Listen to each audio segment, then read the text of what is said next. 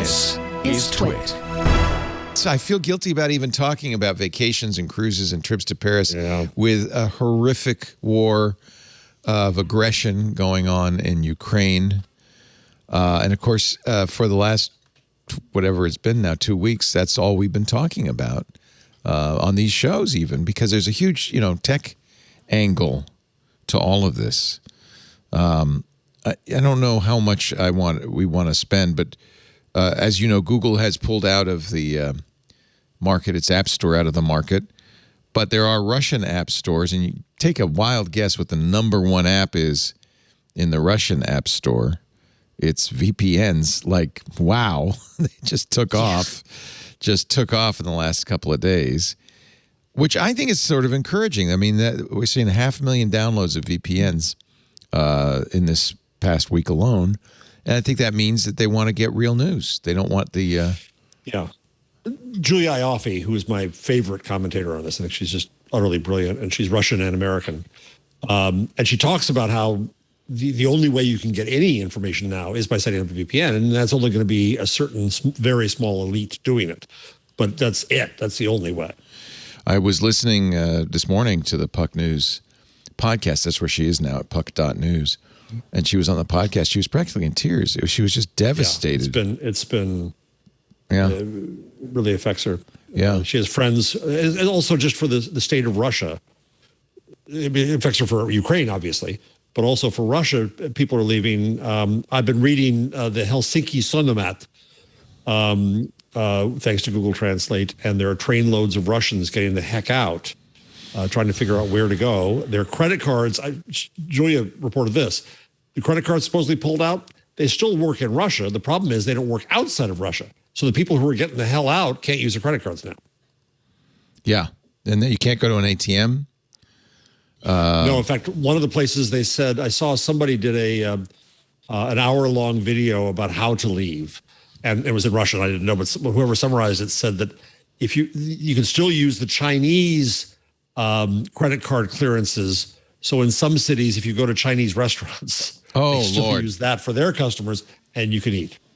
We talked. Cory Doctorow was on Twitter on Sunday. We talked a little bit about why kicking Russia off the internet would be a very bad idea. Yes. Ukraine asked ICANN to suspend Russian internet domains. Really? Yeah. Yeah, but ICANN was never going to do that. I mean, that's actually a relatively common ask. Andrew and I were talking about that. Not relatively common, but countries do ask this for various conflicts, or governments will ask ICANN to take their country offline as a form of punishment or censorship. I mean, there's all kinds of. It's not that uncommon, is the point. Motherboard's quote from Frederick Jennings, a cybersecurity lawyer from Brooklyn, said, asking ICANN to remove .ru TLDs or take action against Russian internet traffic is like asking Rand McNally to remove Russia from the map. Probably ethically defensible, but practically absurd and counterproductive. And ICANN said, look, this is not, we are non-governmental. And the last thing we want to do is get political, because, of course, it was Russia that was pushing to get the U.S. Commerce Department out of ICANN and other internet activities, because they felt like it was, America being too involved. So this would just give them more leverage into that. So ICANN was very clear that no, that's not how it's it the right works. decision. Yes. No. It's also, and this is one thing that concerns me about a lot of the sanctions. It would have side effects, harmful side effects that wouldn't really hurt Putin, but might hurt the Russian people, might hurt the world economy, might hurt other things. It's very challenging to think of what sanctions you can do that would be persuasive to a madman and not really hurt the people of Russia. But you also want political pressure. The other thing that Julia Ioffe says is that Moscow has long been anti-Putin. He's surrounded by the people who don't like him, but the entirety of the rest of Russia is very pro-Putin, pro-war. But what are they going to do? Rise up against him? At some point? They may not be happy. Yeah, but I mean, is that your strategy? That's how we're going to deal with Putin? I don't know. You actually have a good article you wrote at Buzz Machine. What is our moral line in Ukraine? This was, and I had no position here. I was trying to just think through the implications of the tough decisions. We're obviously not going to do a no-fly zone. No, and that's a simple thing to figure out, because how do you enforce a no-fly zone? Well, you're going to shoot Russian planes out of the sky. That's how you enforce it. That seems like a bad idea at this point. That's an act of war. Right. But, in a way, so if we say that he can do anything up to using a nuke, then that gives him license to do lots of horrible things. So absolutely. Is there a different line? If he used chemical weapons, would we do it? He's using his thermobaric weapons. We're letting him do it. So in a sense, this line in the sand gives him license to use any other weapon. The same as the NATO line. If he attacked Finland tomorrow, are we now saying we wouldn't do anything the same as we didn't for Ukraine?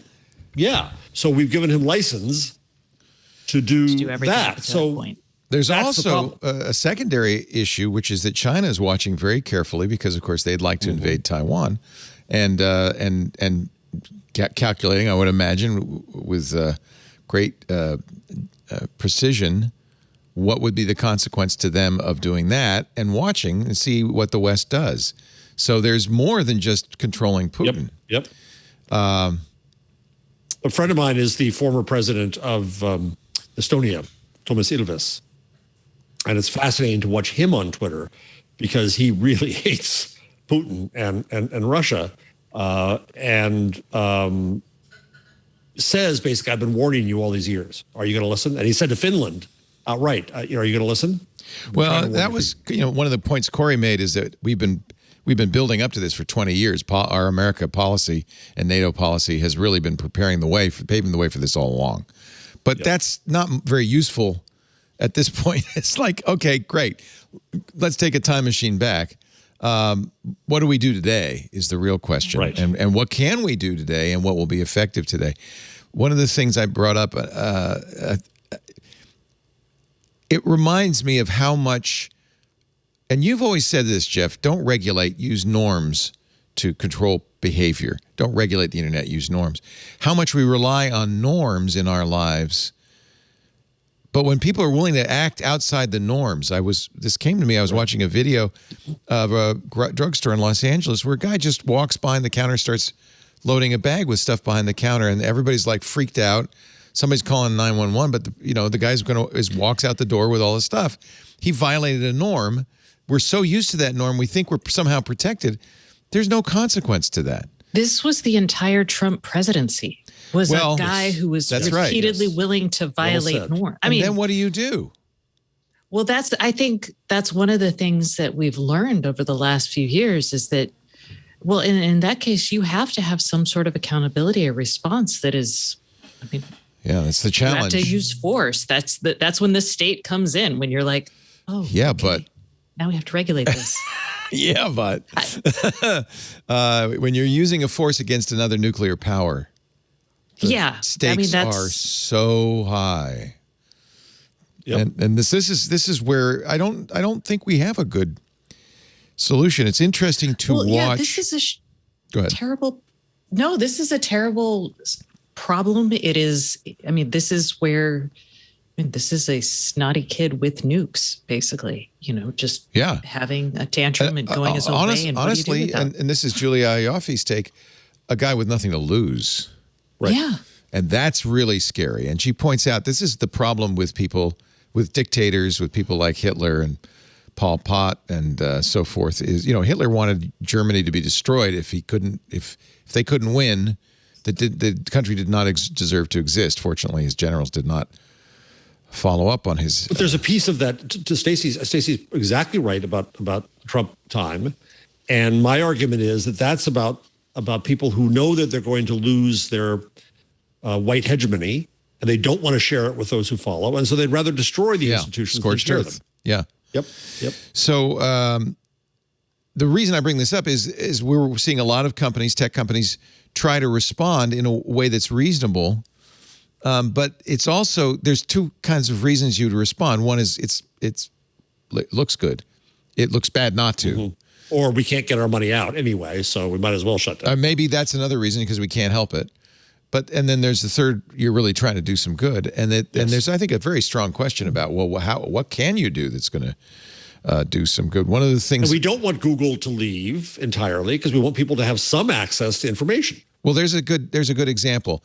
Apple and Google both pulled down their app stores, leaving many Russians who wanted to use Signal in the dark because they could no longer get it, or a VPN because they could no longer get it. And so, yeah, okay. Do you think they should have left the App Store up? I don't know. What do you think? I don't know what the answer is. You certainly want to send a very strong signal that this is not okay. But you also don't. I mean, look, most of the Russian people are innocent in this, right? Stacey, what do you think?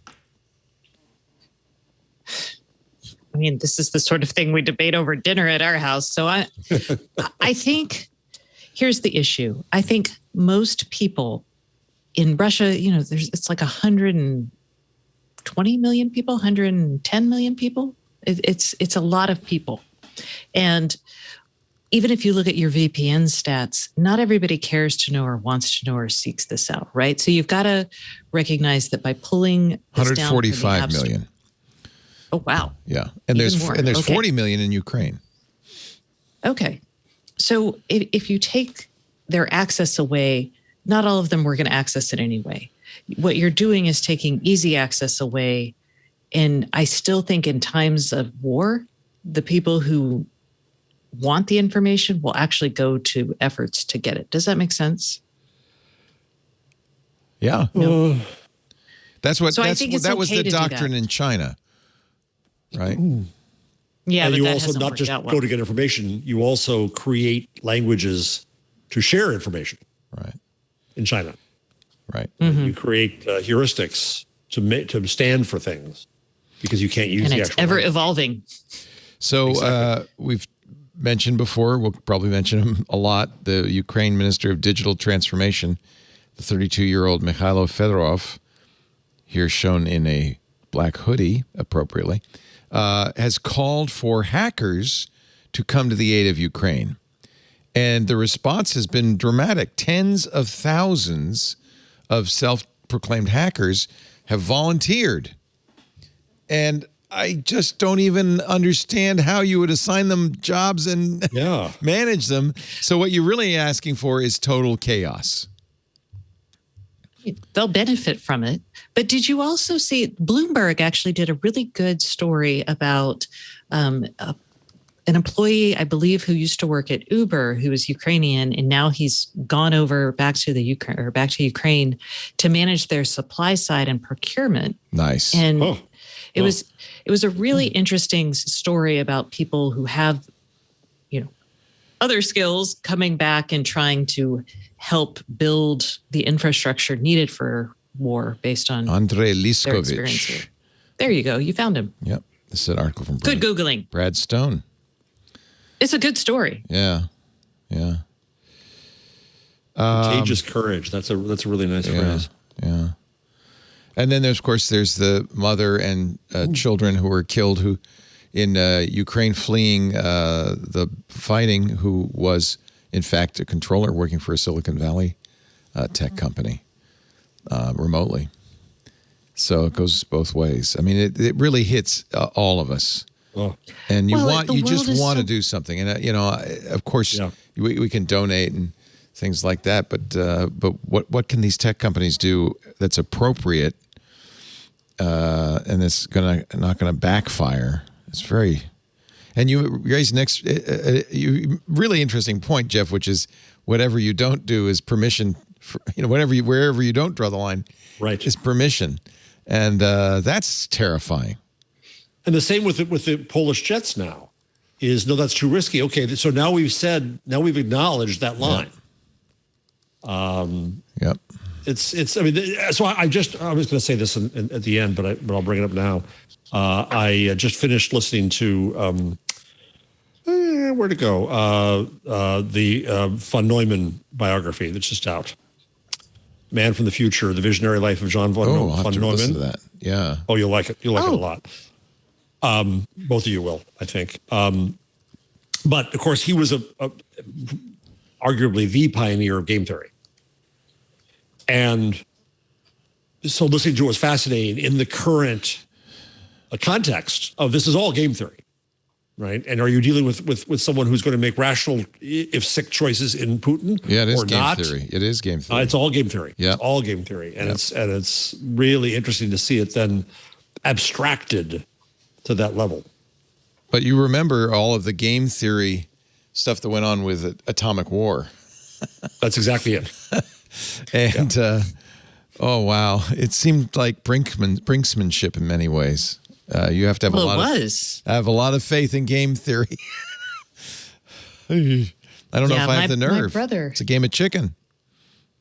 Yeah, my brother texted me. He's like, "I love you. We might die soon." And I was like, "Oh my okay, God, calm down." I don't think it's that bad yet. I hope not. No.